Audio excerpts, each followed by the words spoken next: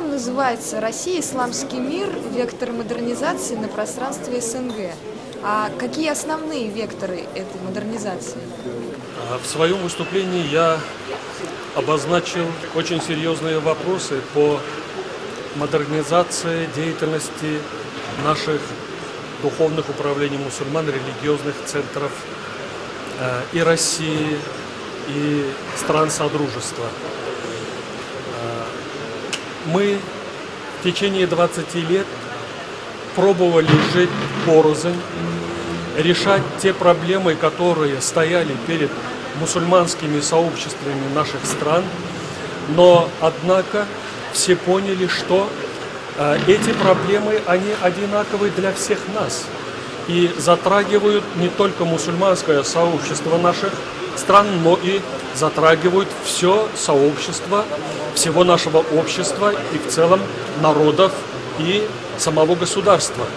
Значит, мы, мусульмане, должны искать пути совместного решения тех проблем, которые сегодня ставит перед нами жизнь. И поэтому я сегодня считаю, нам необходимо вместе бороться с теми негативными проявлениями, которые мы наблюдаем в обществе. Это и распространение наркотиков, это пагубное влияние алкоголизма на нашу молодежь и, конечно же, пагубное влияние тех радикальных идей, которые распространяются среди нашей молодежи.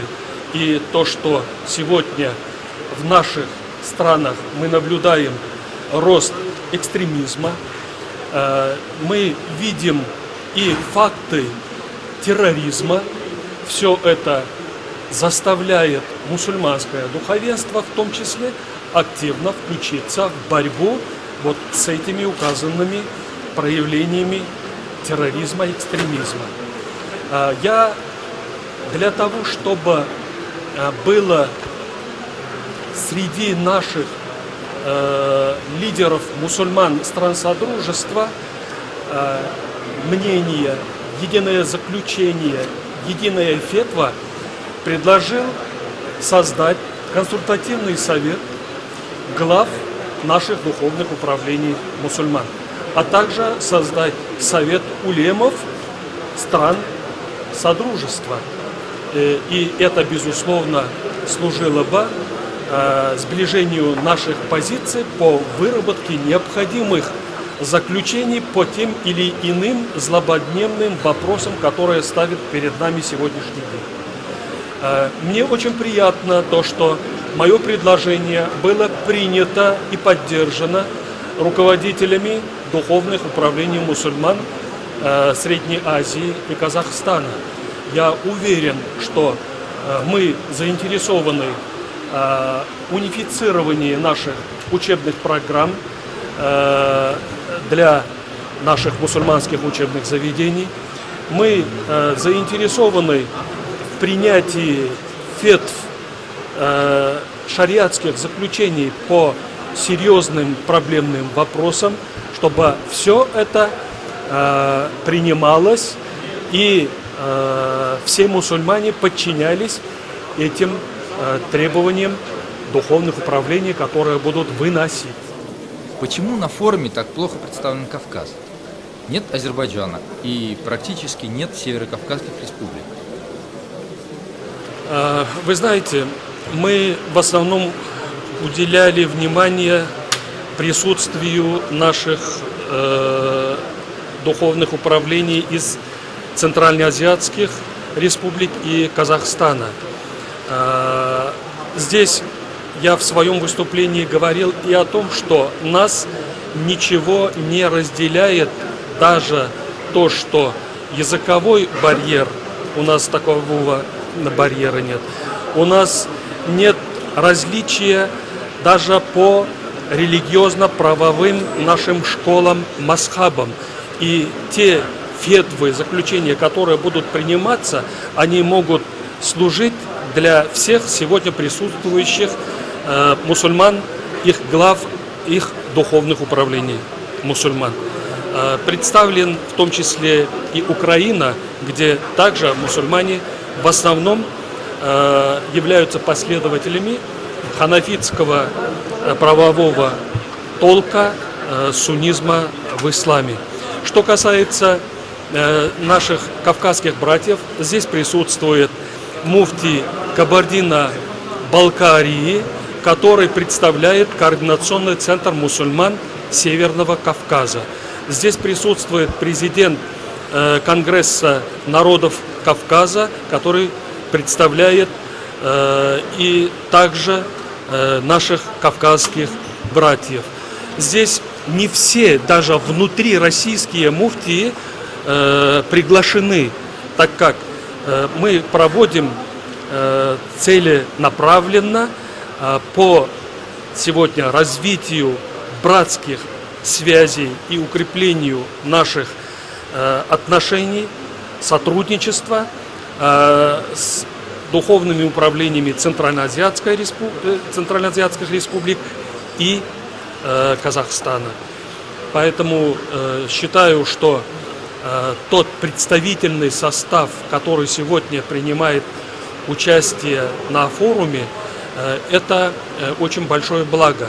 Те конгрессы, те форумы, которые были проведены в течение этих 6 лет, они были очень скромными, в основном на уровне наших религиозных деятелей, представителей наших религиозных организаций внутри России. Но мы сегодня вышли на международный уровень, и на международном уровне сегодня говорим о тех проблемах и вопросах, которые одинаковые для всех наших стран Содружества. И наша задача сегодня укреплять братство в лице мусульман России и мусульман стран Содружества независимых государств. И это нам сегодня, хвала Всевышнему, удалось осуществить.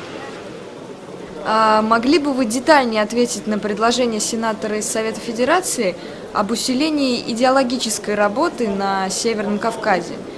Как на уровне Совета муфтиев планируется проводить эту работу в местных мечетях? Что можно сделать на уровне Совета муфтиев? Совет муфтиев России уделяет огромное внимание воспитанию подрастающего поколения, по работе с нашей молодежью и особенно с молодежью Северного Кавказа. Нельзя считать, что мусульмане Северного Кавказа живут только на территории Северного Кавказа.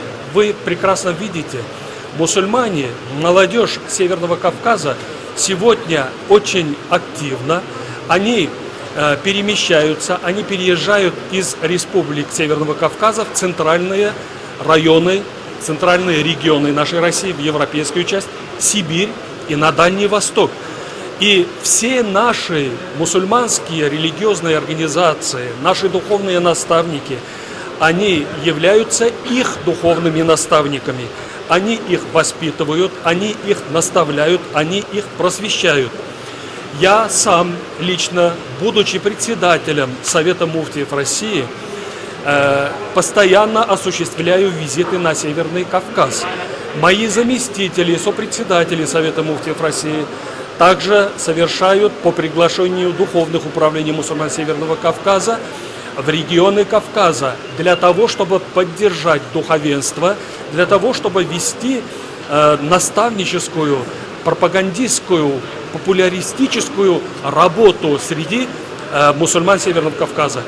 У нас была специальная миссия мира, где я совершил 9 регионов Северного Кавказа, посещая все республики Северного Кавказа, встречаясь в мечетях с мусульманами, выступая по телевидению, выступая в парламентах, встречаясь с правительствами и главами этих республик. Везде мы, как Совет муфтиев России, как мусульмане России, призывали наших братьев вместе сохранить единство, целостность, стабильность и спокойствие, мир в нашем едином Отечестве. Ведь мы, мусульмане, всегда вместе с христианами, иудеями, буддистами были в трудные времена вместе. Мы вместе защищали интересы нашего государства. мы вместе строили наше государство. Как вначале Советский Союз поднимали и промышленность, индустриализация, сохранение мира.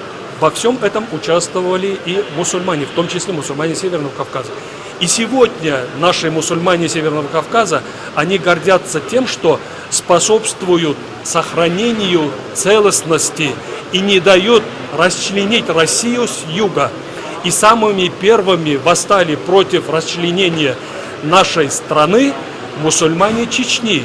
И когда я посещаю Чечню, мусульмане сами с гордостью говорят: федеральные войска, федеральные силы не смогли бы остановить тот беспредел, тот хаос, то противостояние, ту войну без участия самих мусульман Чечни. И они говорят: мы восстали, и мы сохранили целостность, единство России. Поэтому роль Совета муфтиев России здесь огромна, так как мы, если находимся в резиденции в Москве, но мы доходим до сердец наших братьев, живущих и на Северном Кавказе, и в Сибири, и на Дальнем Востоке.